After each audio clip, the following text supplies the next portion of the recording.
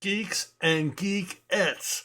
Ladies and gentlemen, boys and girls, gats and gittens, welcome back to Ask Chuck Dixon, where you get to ask me, a world famous, world renowned, world celebrated comic book writer, about what I do for a living. And what I do for a living is I write comic books. Now, if I could talk to you about something else, I'd probably have a lot more followers. Hell, if I did a weekly hour-long video going to Home Depot looking at router bits, I could probably have 500,000 followers now.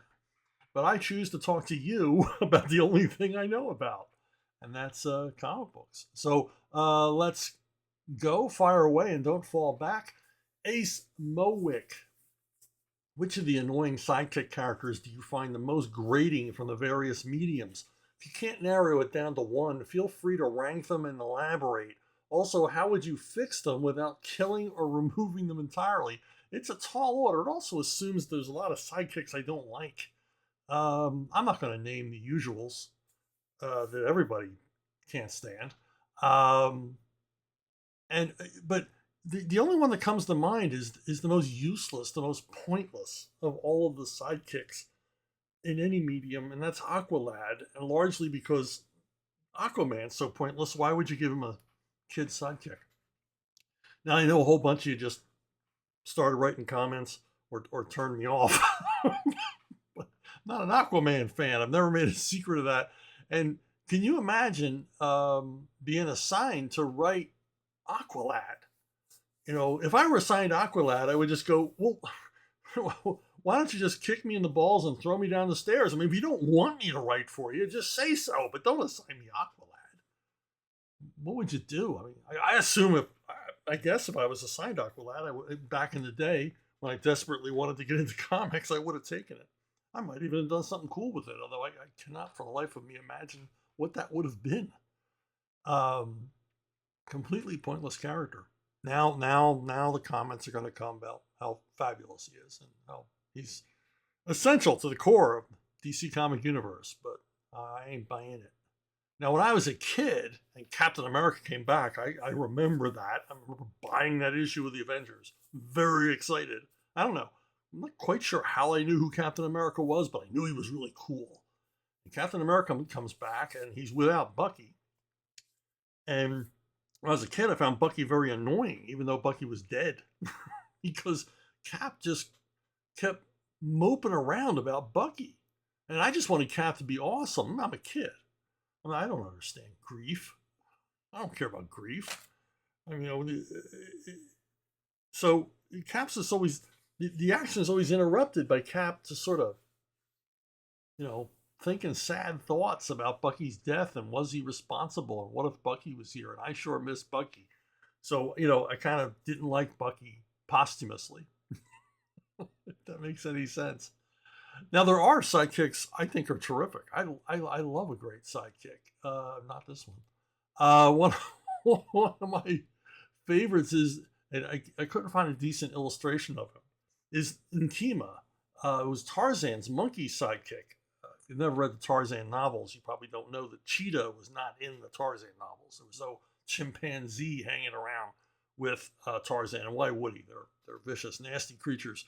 But he hung around with this macaque or monkey named Nkema. Nkema was probably the size of a house cat, which is what made the relationship so cool. Nkema would spy for Tarzan or do various things, but obviously Nkema could not go side by side with Tarzan in a fight. He was a tiny little critter. But what was cool about it, I think what I responded to when I read the novels, was that Tarzan treated Nkema like a total equal. Nkema was a little bit of a coward, and Tarzan, okay, I understand. You're a little monkey. Of course you're going to be afraid. And I always thought it was such a cool relationship. And I've always look forward to an appearance by Nkema. I think he appears in like the 12th Tarzan novel. He's not in the novels from the beginning. And every once in a while he'll show up, particularly in the Dell comics, when it's not Cheetah. Another terrific sidekick, Willie Garvin, sidekick to Modesty Blaze. The comic strips are great, but if you've never read the novels are just exceptional thrillers. I put them right up there with Ian Fleming. and other great thriller writers. International spy and crime stuff. And Modesty Blaise is like the ultimate femme fatale. And Willie Garvin is her, you know, practically lifelong partner in all of this. And their relationship, it's not a romantic relationship. It's a relationship of friends, of equals again, which is the best sidekicks are equals, like Tonto and the Lone Ranger. And it's just really, it's hard to describe it. It's really special. It's like Sherlock Holmes and Dr. Watson special. And if you've never read the novels, I suggest you hunt them up. And another one, it's a bit obscure. Tim Holt, Western cowboy star. You may know him from The Treasure Sierra Madre, where he was Humphrey Bogart's gold hunting partner. Tim Holt made a long series of Saturday matinee B westerns, and in a lot of them, his sidekick was played by Richard Martin, playing a character named Cheeto Rafferty. And Cheeto Rafferty was half Mexican and half Irish. And as Cheeto describes it, I am Mexican to win the woman, I am Irish to win the fight. And he was a great comic relief character in that he wasn't a complete moron. He was just a ladies' man. He's even, as you can see here, a little taller than Holt. And he was good with a gun, good on a horse, and, good looking guy. And he had a great comedic timing. And I really enjoy these. These Tim Holt Western, short features. And Richard Martin makes them all the more enjoyable. So another great, if obscure, sidekick.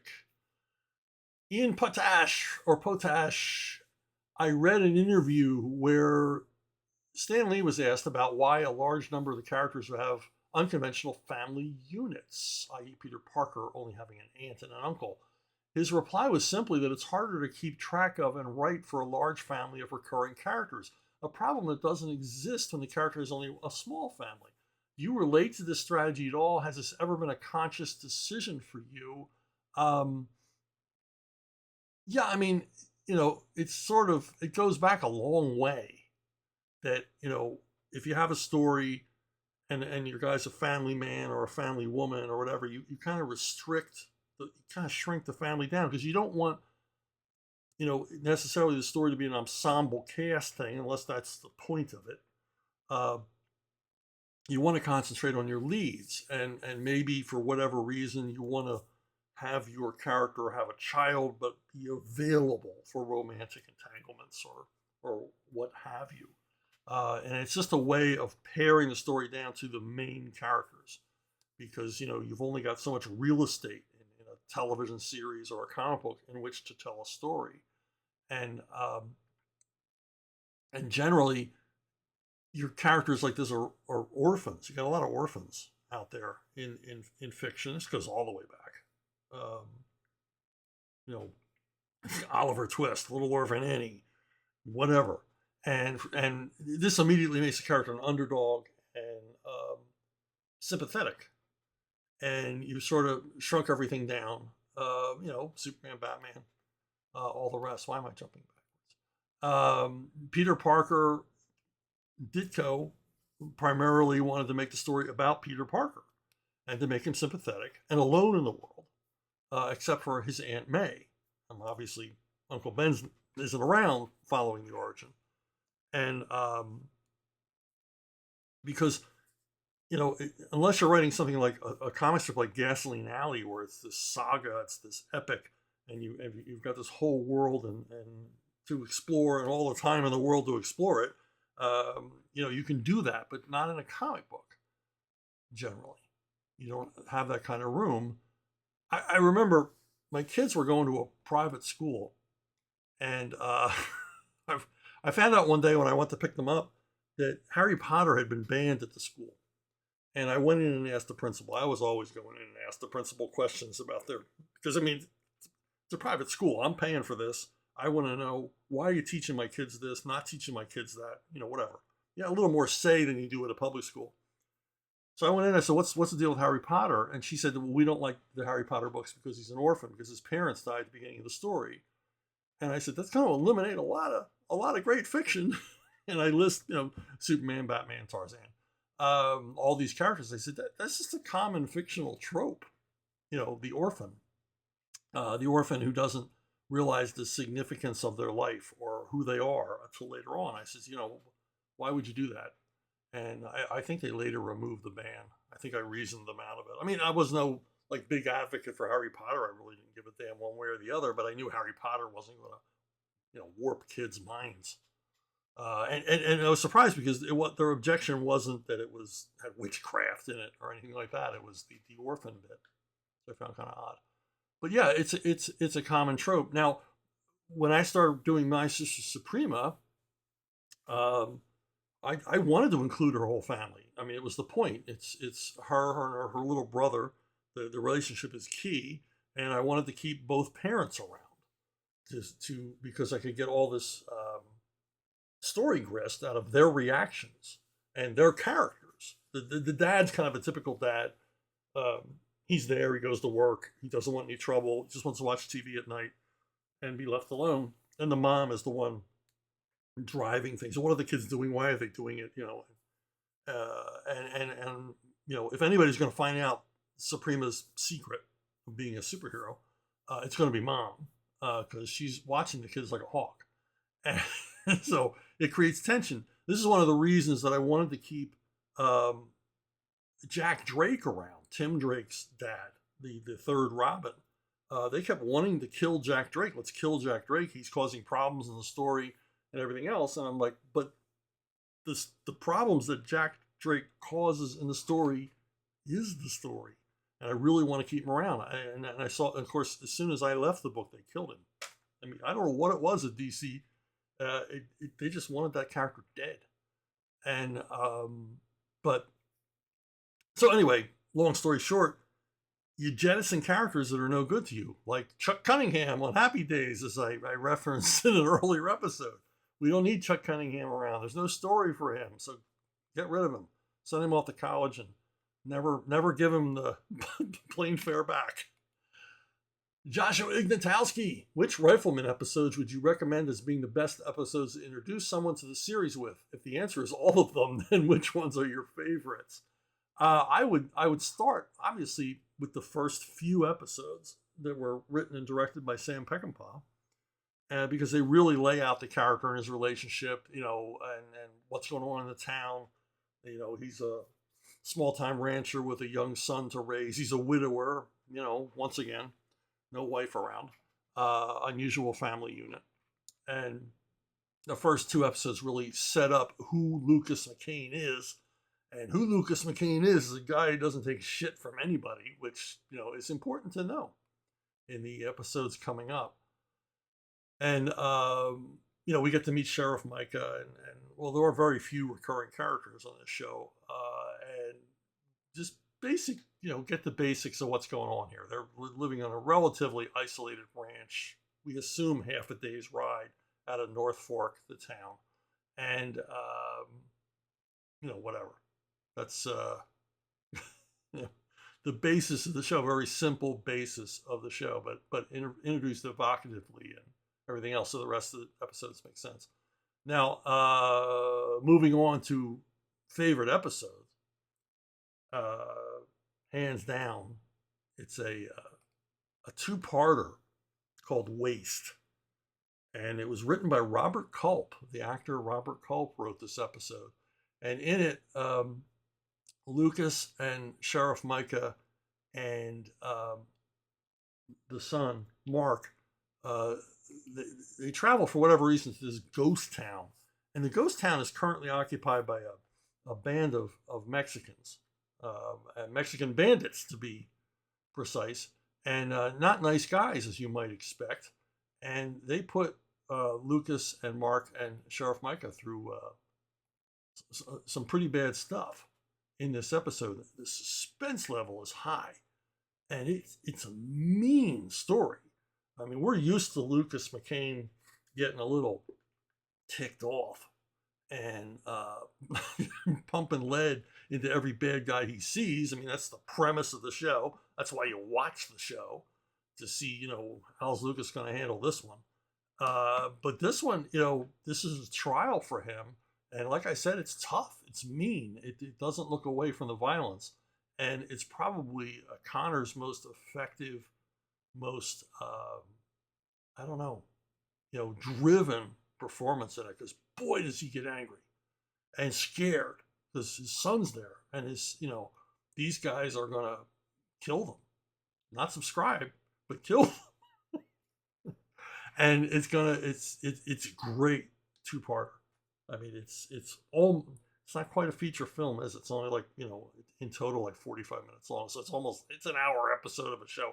But boy, there's a lot packed into it. A lot of emotion and terrifically shot as well. I can't remember who directed it. But that's the one I would suggest along with the opening episode. Now, if you subscribe, thank you. If you subscribe, check and make sure you're still subscribed. If you haven't subscribed, hit the button. Whatever. I don't monetize this channel anymore, so if I'm only talking to 5 of you, it's really immaterial. But it'd be nice to grow the channel and provide some security, keep it around for a while, make it worth doing, and bring in some more questions. Although you people are great with the questions, including Jason Shepard. What breaks your suspension of disbelief? For those not in the know, suspension of disbelief is when you interact with a piece of media and you accept the media's premise. Superheroes, vampires, a duck and a rabbi walking into a bar. The notion that a multimillionaire singer works as a truck driver and so on. You know this isn't real, but for the sake of the story, you agree to play along. You can lose your suspension of disbelief when something happens to break the spell. It can be poor acting or bad special effects in a TV show or movie, or out of character moments, or just illogical plot twists. Well, all of the above will take you out of a movie. I watched a movie like just the other night called The Land of Bad, and I really liked it. I really, really liked it. But there were moments that took me out of the movie. Now, it's funny because I heard indirectly from a former Green Beret, and he didn't like their weapons discipline. He had some problem with dust covers on their rifles and things I didn't notice because I'm not a special forces guy. I know guns, but I don't know guns in combat. I don't know the discipline, protocols. What threw me out of the movie, the very beginning of the movie, is they do a halo jump, which is a high altitude, low opening parachute jump. And these are generally done from 35, 40,000 feet. Basically you're jumping out of a belly of a B-2 bomber or something like that.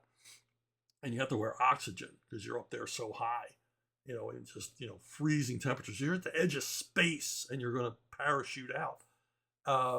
But in this movie, they do a halo jump from a Black Hawk helicopter. First of all, a Black Hawk helicopter can't get to the altitudes necessary for a halo jump, and it doesn't have a pressurized cabin. It can't fly into that thin, rarefied air up in the ionosphere or stratosphere. So that threw me off.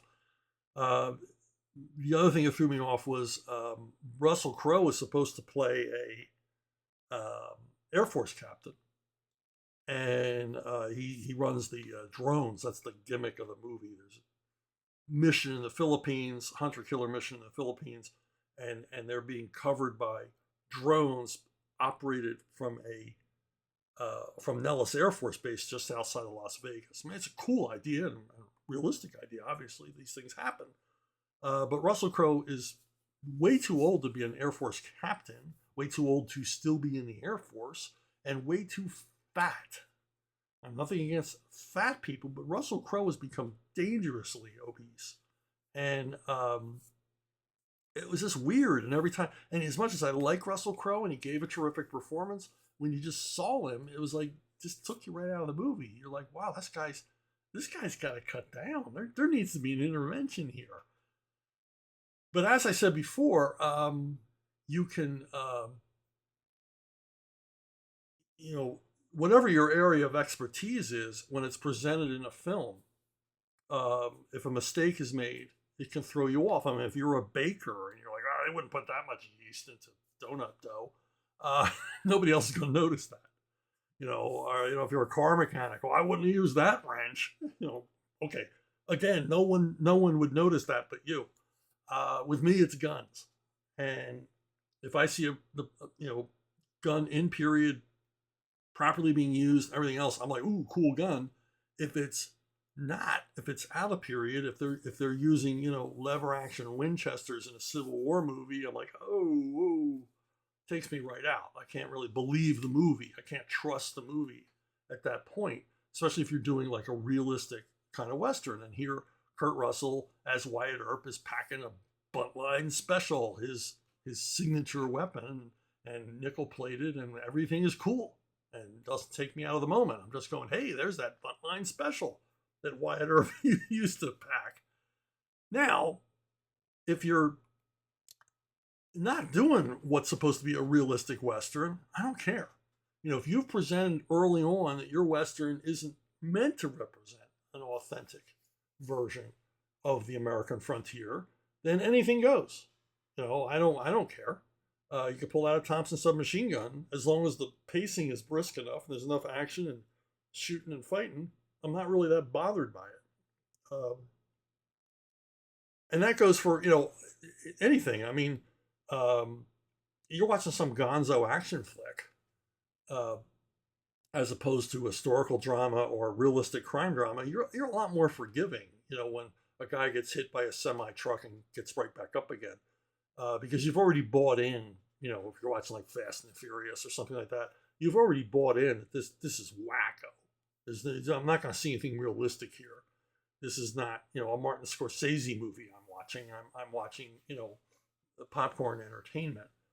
But even then, you can't get too goofy. There's a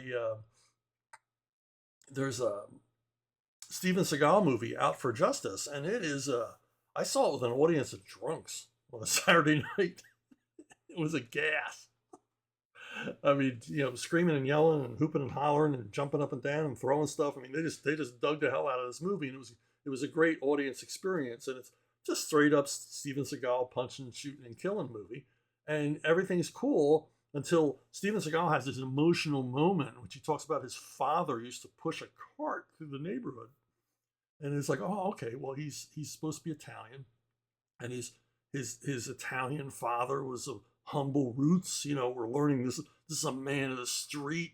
His character is a person who understands what life is like on the hard edge, and he goes on to talk about his dad's pushcart business was selling disposable scissors. And you got to think, disposable scissors? When would he have been selling these? He would have been selling these like in the 1930s and 40s. People didn't have disposable anything back then. No, dumbass. He was sharpening scissors. Merchants had pushcart businesses going through neighborhoods offering to sharpen your kitchen knives, your scissors, whatever. They would go around with a grindstone, sharpen. It's like either the writer of the movie was too dumb, or Steven Seagal was ad-libbing this and didn't know what the hell he was talking about, and how no one on set went, disposable scissors. And boy, does that take you right out of the story, because you're thinking about disposable scissors, not whether or not William Forsythe's going to kill him. The other thing that'll take me right out is bad dialogue.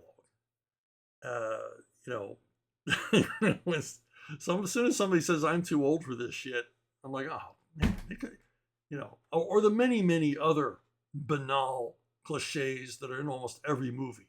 Let's get out of here, which is the most often repeated line in movies. All that kind of stuff. We've got company. We've got company. When somebody says we've got company, unless the doorbell is just wrong, that who says that in real life? We've got company. It just takes me right out of the movie. It makes me think, these people did not ask themselves the question that every writer asks themselves every day 100 times: is there a better way to say this? They didn't even bother with that. Either that, or they were in the the ADR room in editing, putting in new sound effects and voices, and there was no writer around, so they just came up with cliches. Or most likely of all, the moron producing the movies, like, ooh, have him say this, because I heard it 1,000 times in a movie, and that's what you say in a movie at this point. So but that will take me right out. Now my wife's bugaboo is accents. A bad accent will take her out of a movie, particularly if it's a Southern accent, because somehow, I don't know how, I haven't spent enough time in the South, but she can tell you if it's an East Kentucky accent, a West Kentucky accent, if it's a Southern Louisiana or Northern Louisiana accent. She can hear it, and she can tell you what it is and discern the differences. And that can, and her big thing is when they switch from one accent to, well, now they sound like they're from Florida. Well, now they sound like they're from Arkansas. Now they sound like they're from Mississippi. That bugs her. She lauded recently Daniel Craig's performance in a movie called Logan Lucky.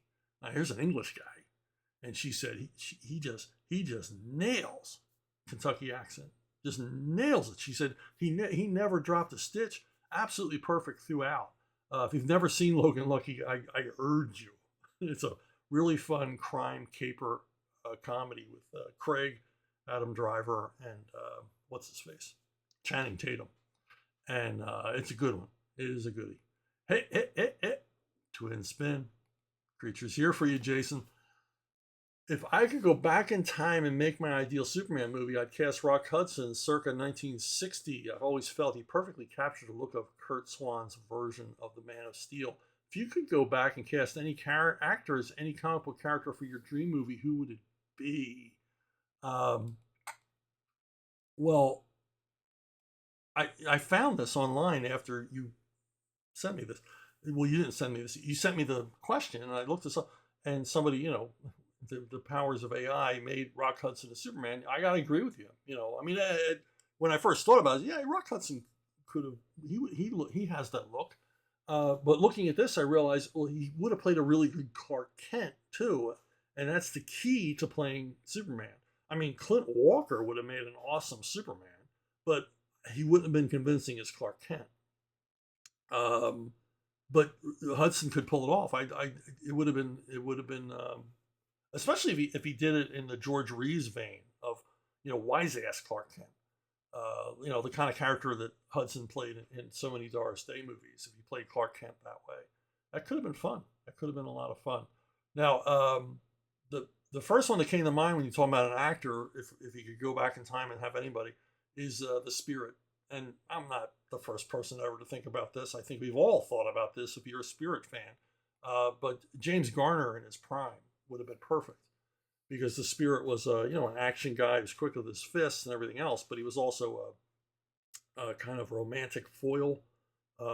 He could be a bit of a clown. He could be a bit of a dupe, and he was very self-effacing. He wasn't the lantern-jawed, super uber macho kind of guy. His masculinity was more casual, and I think that Garner would have nailed it. I think that Dave Gibbons in this portrait is even kind of thinking about Garner as the character. So yeah, I'm not going to get any props for being the first guy to think of that. I think that's just accepted. James Garner would have made an awesome Denny Colt. Caden Lane. What are the key elements that distinguish a story that works as a miniseries versus a story that could go on for hundreds of issues? And thanks for lending your experience and expertise to inquiring minds. Well, a miniseries, by definition, has to have a beginning, middle, and end. It has to be like a feature film. It has to be like a novel. A monthly series does not. A monthly series is a series of miniseries. If it's written properly, you're going to have a series of one-shot issues. You're going to have a series of arcs. The arc can be 3, 4, 5, 6 issues long, practically a miniseries. But what distinguishes the monthly from the miniseries is that the monthly has these ongoing subplots and allows for a larger cast. Like I said earlier, if you have the real estate, you can have a larger cast. So a monthly gives you all that real estate. Now, when I did the first round miniseries and it sold spectacularly well, and the second one sold even better, they were immediately, hey, let's go to a monthly. And I'm like, whoa. I had a heavy miniseries type premise for the first one. I had a heavy mini-series type premise for the second one, and I had no room for building Tim Drake's world outside of being Robin. So I can't, you know, I don't know where I would start a monthly. I would have to start the world building within the first pages of the monthly book, and I don't want to do that. And I said, you know, these things sold well enough. Let's do a third mini and allow me to introduce his high school classmates, more of his relationship with his dad, blah, blah, blah, blah, blah, and basically set up the monthly, you know, much the way that Amazing Fantasy 15 set up Spider-Man 1. And so they, you know, graciously allowed me to do that instead of firing me and hiring another writer who would be willing to write the monthly. And I was off to the races for 100 issues. And once you do the monthly, you're freed of the confines of the miniseries in that you can start working on the ABC plot structure. In other words, you have an A plot, which is your main plot, the hero versus the villain. Your B plot, which ideally should begin in the middle of your A plot. Like a couple issues in, this little B subplot starts rolling along, becomes the main story, and at the same time, you're introducing a C plot down below it, which will be the main story later on. And, you know, wash, rinse, and repeat. ABC, ABC, ABC, ABC, ABC. So the pot's always boiling. There's always a reason to come back. There's always a dangling thread at the end of your issue to bring the reader back for another 30 days. Best example I can think of is in Spider-Man. You know, yeah, he meets Dr. Octopus, he meets the Rhino, he meets this one, he meets that one. But what kept readers coming back month after month after month was he ever going to meet Mary Jane Watson? When he meets Mary Jane Watson, are they going to get along?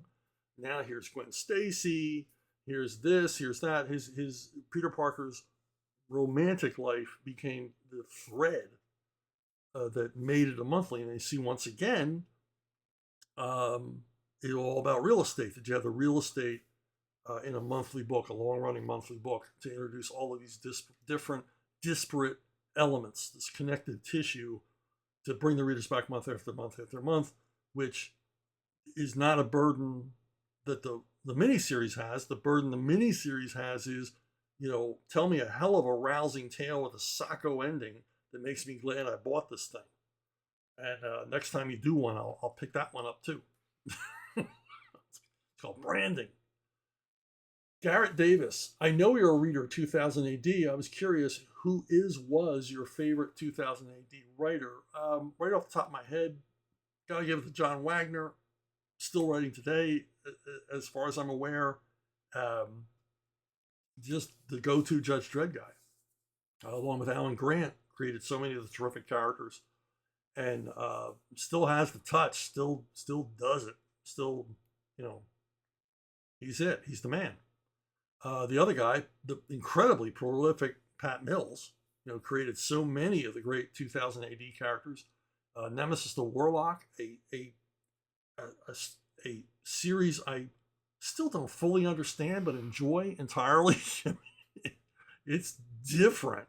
I don't know how Mr. Mills's mind works, but boy, he's using a different part of the brain than the rest of us, and I just dig what he does. I mean, he really elevated the tone of the British weekly comics, like all by himself. And others followed, you know, people like John Wagner and others, terrific writers. He also created Slain, which is like a Celtic Conan, but different. You know, he actually did a barbarian character that stood on its own, wasn't just a Conan knockoff, with all kinds of like weird Celtic mythology thrown in. And I know everybody thinks about the Simon Bisley version, but my favorite is the Mick McMahon, when Mick McMahon was on the series. And of course, the totally unsophisticated Flash, you know, which is a, you know, guilty pleasure kind of comic. This is nasty, horrible, brutish, and I love it. It's like a 10-year-old's you know, fever dream of a comic book with dinosaurs and death and guns and tough guys and machines and all the rest of it. So just you know, Pat Mills is the, you know, I'm not once again, not cracking the atom here. Just a tremendous talent, tremendous contribution to comics as a whole, but to UK comics in particular. And I mentioned Alan Grant, but I don't mention as one of my favorite 2000 AD writers, even though I like his 2000 AD stuff, because I think that Alan really, unlike a lot of the other British writers, did his best work here in the American market. He really, you know, did some fantastic stuff, and was a hell of a guy to work with. Just a good dude. A but I rank his American work superior to his UK work, which was also excellent. So enough gushing, enough enough enough geeking out and fanboy love. Pet peeves. I haven't done one of these in a while. I may have even done this one before, but I was up traveling in Pennsylvania, uh, visiting family, and in a local tiny little town where one of my family members lives was a comic shop, little closet-sized comic shop. I didn't go in, and this is not a picture of that comic shop. But what ticked me off about it was its name, and I can't.